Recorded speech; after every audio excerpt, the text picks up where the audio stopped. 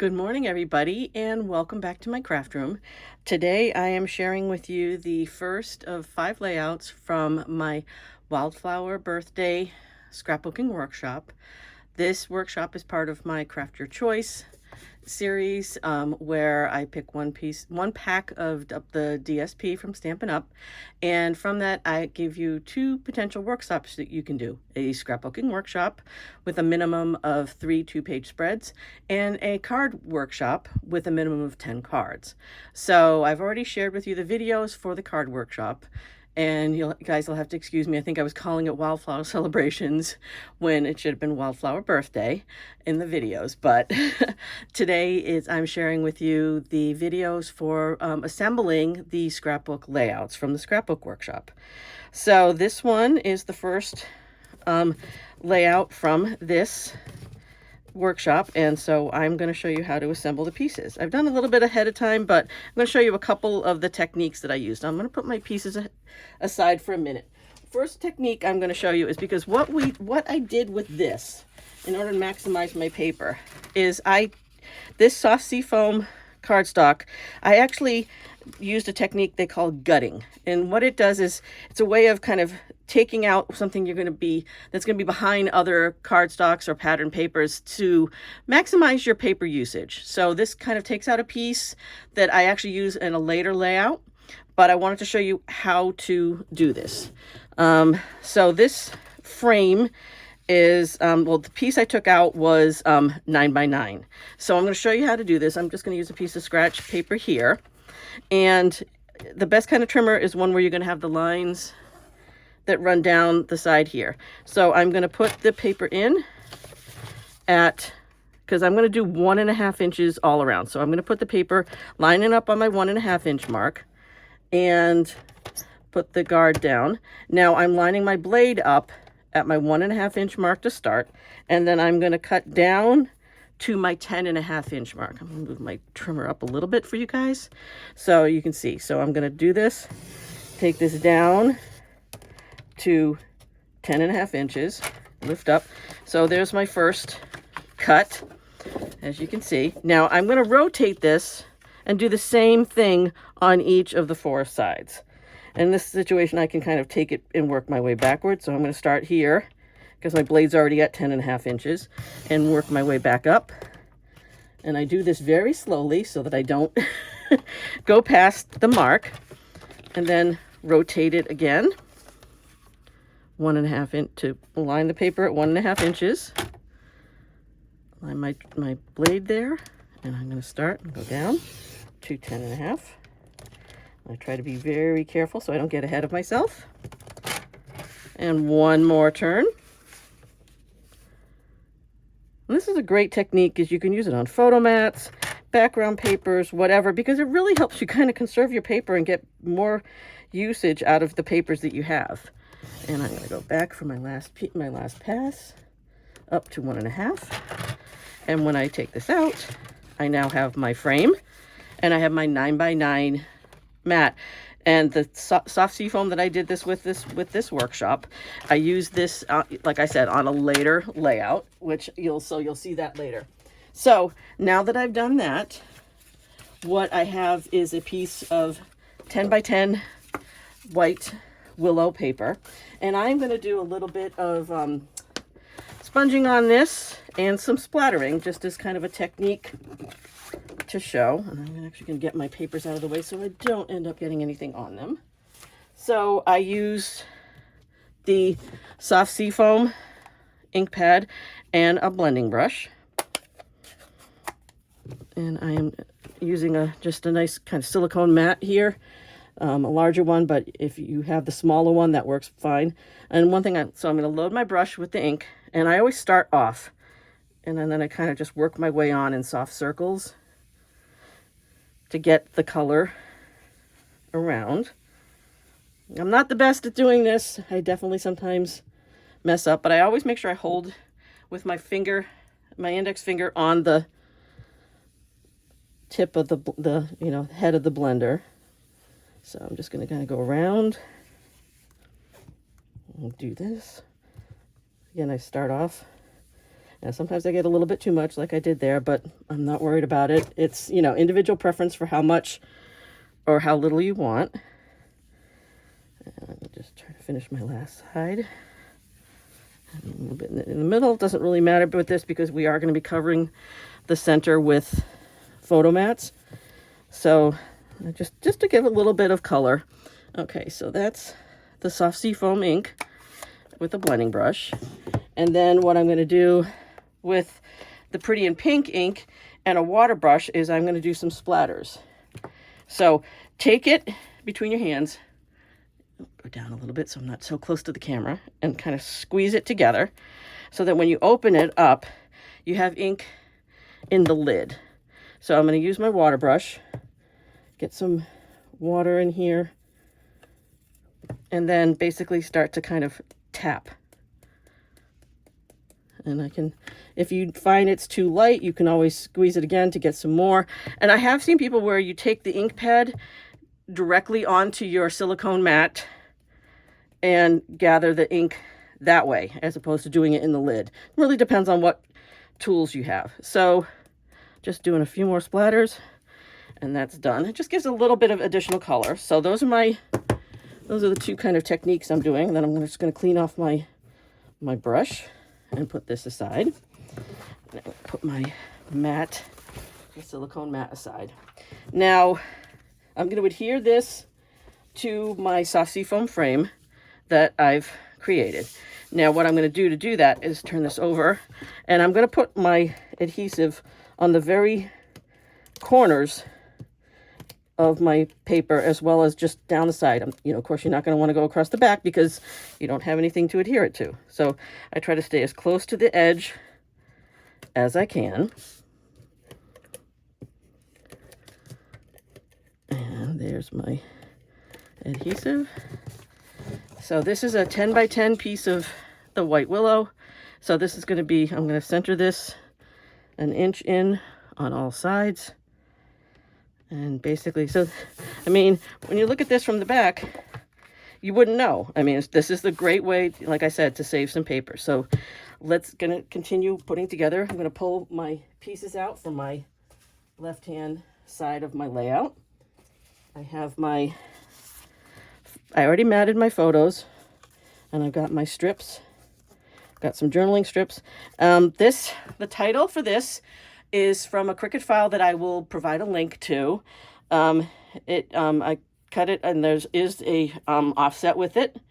But with the directions for the workshop, you will get a link to the Cricut file for this title and one other title in this. The rest of the titles, I used the stickers from the kit, the paper of the DSP and sticker kit. So let's work on this. So first I'm going to do is I'm going to adhere my photo mats. I've already matted my photos to my photo mat here. And I'm going to line this up fairly centered along the right edge. And then I've got my DSP. I loved the colors from this. And I did these titles. This is more of a birthday theme, but this really, these colors could definitely be for Easter, and you could change it up for Easter or Mother's Day. There's some great colors with this. So I'm going to put my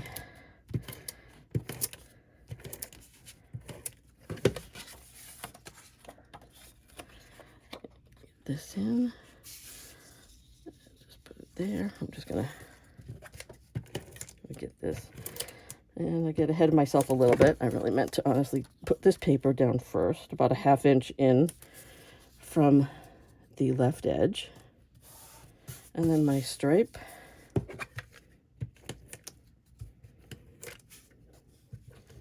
Yeah. I love being able to get a bunch of layouts and a bunch of cards out of one paper pack, and this worked out great. I actually got 5 2-page layouts. Oops, let me just move this over a little bit from this one pack. I got ahead of myself here. See this, guys, this is what happens. I get ahead of myself sometimes as I'm putting things together. So I'm just going to use my tool and just pick this up gently and slide this under. Yeah, sometimes I get ahead of myself. I'm looking at a picture and I'm not realizing what I was going to do, but no worries. There we go. That's how it's supposed to be. So that's that. Then I've got my title.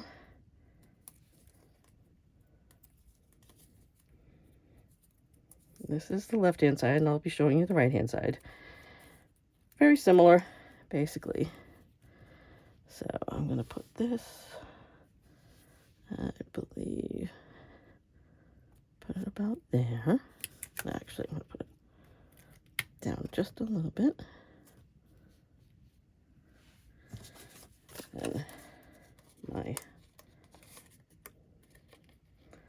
this is one of the stickers. What I do with the stickers that I use from these packs is I put a little bit of, I use a cornstarch and a little bit of a brush to kind of take the stickiness away, because, you know, I like to use dimensionals to give a little bit of added something to my layouts, but you don't have to. Let's see. And then my flowers.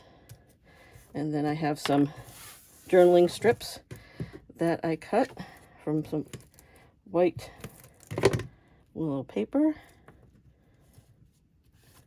just going to adhere these. Just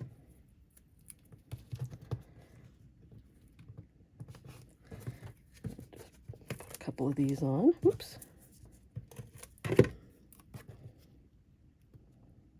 And you could probably write right on the paper underneath the photo block. That's up to you. And then I'm going to add some party dots to finish this page. Just hopefully, oops, get my putty up a little bit. Come on. Yeah, some days my fingers don't want to work. Come on, I'm going to have to use my fingers today. But just add a few party dots to this. There we go. See, I knew it would work eventually. Okay, that is the left-hand page. Now I'm just going to take you over to the right-hand page. And I've already done my sponging and my splatters on this, so I'm just going to start with adding my papers. So let's just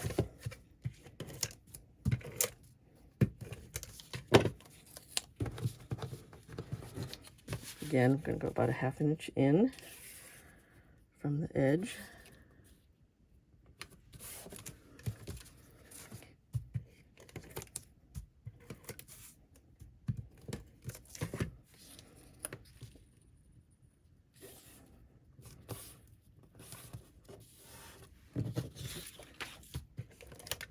And the nice thing about the double-sided paper is you could use the other sides if you didn't want to go with this more green and pink.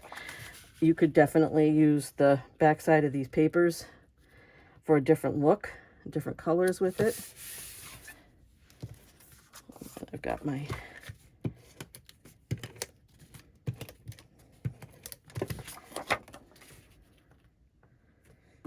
just double checking my layout.